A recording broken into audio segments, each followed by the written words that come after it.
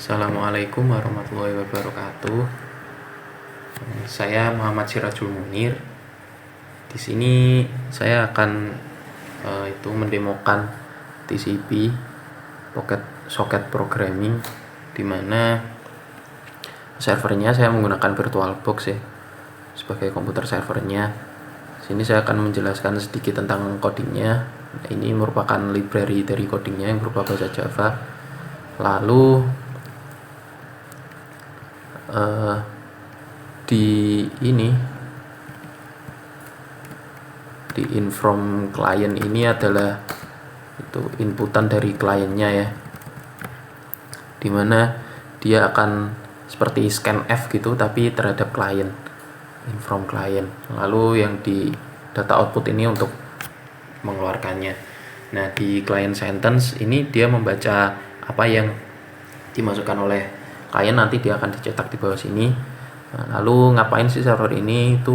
Server ini akan membuat input yang dimasukkan dari klien dibuatnya menjadi huruf kapital semua. Nah, kita coba saja, kita run melalui servernya terlebih dahulu ya.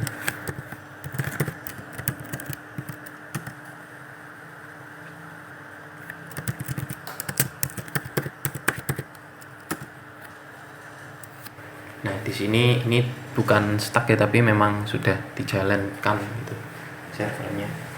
Lalu kita jalankan kliennya.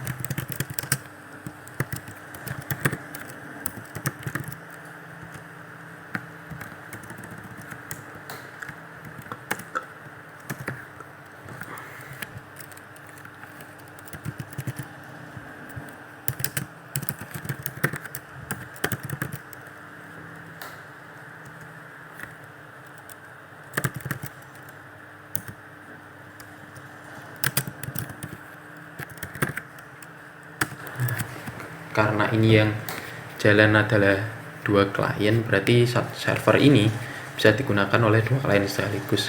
Dilihat dari ini ya, ini sudah dijalankan kliennya, servernya masih dapat jalan gitu. Lalu kita inputkan saja, misal hi gitu di awal sini, hi, dan dari sini Munir. Nah, ini kembalian dari servernya yaitu berupa hi dengan huruf kapital dan Munir dengan huruf kapital. Selanjutnya kita akan melihat kinerja dari TCP ini melalui Wireshark yang akan dijelaskan oleh Nadia. Jadi seperti yang kita tahu, TCP itu protokol yang connection oriented. Jadi sebelum ngelakuin transport data atau paket, mesti ngebuat suatu koneksi dulu. Nah, makanya kita bisa lihat di sini ada three-way handshake dari paket yang nomor 34 sampai yang nomor 41. Terus ada lagi di paket nomor 43 sampai 45. Kenapa ada dua three-way handshake? Itu karena tadi kan kita ngehubungin dua klien ke servernya. Jadi pertama, klien ngirim paket SYN atau paket synchronize ke server di port 6789. Di yang kolom source bisa dilihat kalau klien itu IP-nya 192.168.561. Di kolom destination ada IP dari VirtualBox-nya 192.168.56.103, yang mana di VirtualBox-nya itu dijalanin servernya. Klien yang pertama ini portnya 57656 yang nantinya bakal ngirim pesan hi ke server. Terus di paket nomor 38 itu kelihatan di infonya ada SYN ACK dari server ke klien. Dan di nomor 39 dibalas lagi sama kliennya. Klien ngasih ACK atau acknowledgement, ngasih tahu kalau paket sebelumnya yang dari server itu udah diterima. Untuk klien yang kedua, pengiriman paket SYN atau synchronize itu bisa dilihat di info yang nomor 43. Dari klien yang portnya 57657 ke server di port 6789. IP dari server sama kliennya sama kayak yang sebelumnya. Bedanya cuma di port kliennya aja. Di port ini nantinya bakal dikirim pesan Munir kan kalau kita lihat di bagian sebelumnya. Setelah tadi SYN udah dikirim dari klien ke server, terus server ngirim SYN ACK ke klien. Bisa dilihat di paket nomor 44.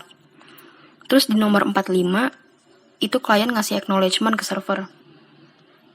Nah, setelah proses three-way handshake ini, berarti klien sama servernya udah saling terhubung dan bisa ngasih pesan. Dari nomor 46 sampai 52, itu bisa dilihat kalau klien port 57656 dan server saling berkirim pesan. Ada tulisan PSH ACK di infonya. Dan di paket nomor 53 dari klien ke server, di bagian infonya itu ada tulisan fin ACK. Artinya pengiriman pesan telah selesai. Terus terakhir, server ngasih acknowledgement ke klien. Untuk klien yang kedua, yang ngirim pesan Munir dan server ngirim pesan Munir yang kapital semua, itu prosesnya bisa dilihat dari paket yang nomor 56 sampai 62. Ada tulisan PSH ACK, terus juga ada ACK dari penerima. Di nomor 63 ada fin ACK yang dikirim dari klien ke server. Artinya pengiriman pesannya itu udah selesai atau terminasi. Dan terakhir yang nomor 64, server ngasih acknowledgement ke klien. Perkenalkan, saya Donia Cahaya Prameswari. Saya akan menjelaskan tentang soket programming di UDP. Nah, untuk yang server itu seperti ini. Ini adalah library-nya. Kemudian masuk ke public class server, membuat datagram paketnya untuk menerima paket dari klien. Kemudian kalau udah diterima, nanti akan dituliskan klien, terus data yang diterima. Untuk menyelesaikan atau memutuskan jaringannya, itu digunakan by. Nanti setelah di client by, nanti akan di server menuliskan client send by, terus exit.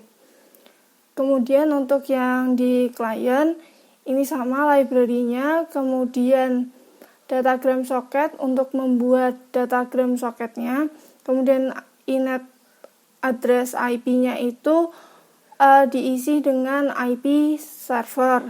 Server yang akan digunakan itu pakai virtual machine-nya Linux, Ubuntu. Seperti itu. Kemudian langsung aja dicoba. Nah, di sini saya menggunakan 2 klien dan 1 server. Servernya di Ubuntu. Diaktifkan dulu. Pertama aktifkan servernya, kemudian kliennya.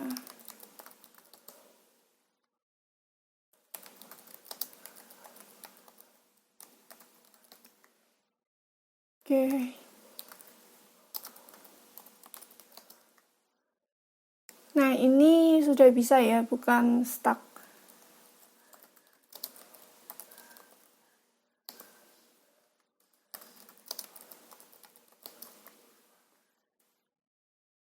Nah, kemudian kita buka Wireshark supaya bisa mendeteksi ini soket programming jenis apa. Pilih yang VirtualBox Host Only Network. Terus di run. Oke, kita simpan dulu. Nah, udah kita bisa menuliskan apapun. Misalkan halo. Nanti di server tertulis klien halo. Kemudian yang di bawah juga hai, halo, dan sebagainya. Nah, kalau seperti ini berarti sudah sukses dan bisa jalan ya, bisa menerima, server bisa menerima klien dan klien bisa mengirimkan data ke server. Ini.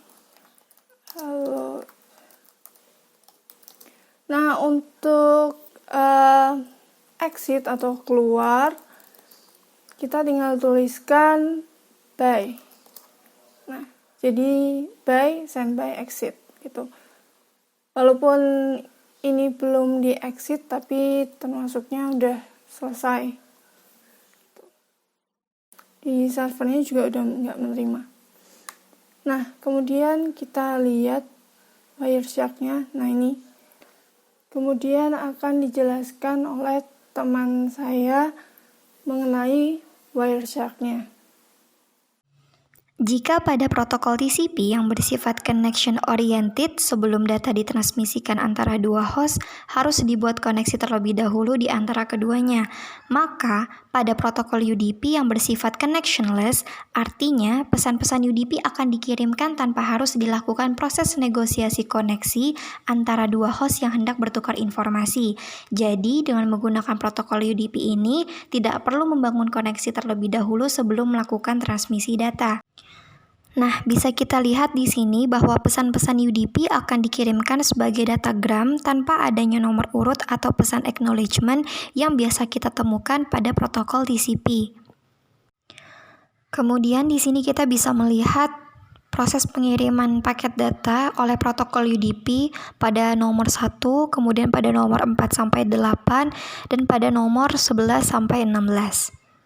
Pada nomor 1 misalnya, terjadi pengiriman data oleh protokol UDP dengan host awal yang bisa kita lihat IP-nya pada kolom source yaitu 192.168.56.102 ke host tujuan dengan IP yang bisa dilihat pada kolom destination yang merujuk terhadap IP server yaitu 192.168.56.101. Kemudian di sini terdapat kolom range yang menunjukkan bahwa panjang headernya sebesar 46 dan kolom info di sini menginformasikan bahwa terjadi pengiriman data dari klien di port 5582 ke server di port 1234 dengan jumlah karakter yang dikirimkan sebanyak 4 karakter.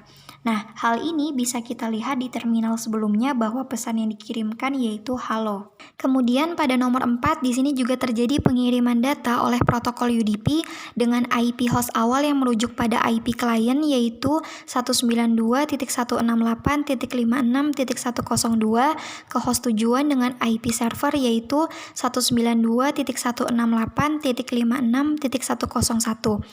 Dan di kolom info di sini menginformasikan bahwa pengiriman data yang dilakukan pada klien di port 55843 ke server di port 1234 dengan jumlah karakter yang dikirimkan yaitu 3 karakter, dan di sini bisa kita lihat pada terminal sebelumnya pesan yang dikirimkan yaitu hi.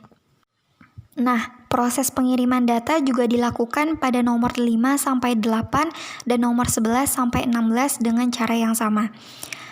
Seperti yang kita tahu sebelumnya bahwa pesan-pesan UDP akan dikirimkan sebagai datagram tanpa adanya nomor urut atau pesan acknowledgement. Istilah datagram diperuntukkan terhadap paket dengan koneksi yang tidak handal atau unreliable service. Jadi ketika klien mengirim pesan kepada server, tidak ada pesan pemberitahuan bahwa server telah menerima pesan tersebut ataupun sebaliknya. Makanya UDP ini disebut sebagai unreliable atau tidak dapat diandalkan. Karena jika terjadi kehilangan paket data saat proses pengiriman, maka tidak ada pemberitahuan terkait paket data hilang dan juga tidak dilakukan transmisi ulang. Sehingga sangat besar kemungkinan data sampai tidak berurutan dan sangat mungkin hilang atau rusak dalam perjalanan dari host asal ke host tujuan. Nah, kenapa koneksi yang handal selalu dikaitkan dengan keberhasilan dalam pengiriman data? Karena koneksi yang handal selalu memberikan keterangan apabila pengiriman data gagal, sedangkan koneksi yang tidak handal tidak akan mengirimkan keterangan atau acknowledgement meski pengiriman data gagal. Data dalam protokol UDP akan dikirimkan sebagai datagram tanpa adanya nomor identifier, sehingga sangat besar sekali kemungkinan data sampai tidak berurutan dan sangat mungkin hilang atau rusak dalam perjalanan dari host awal ke host tujuan.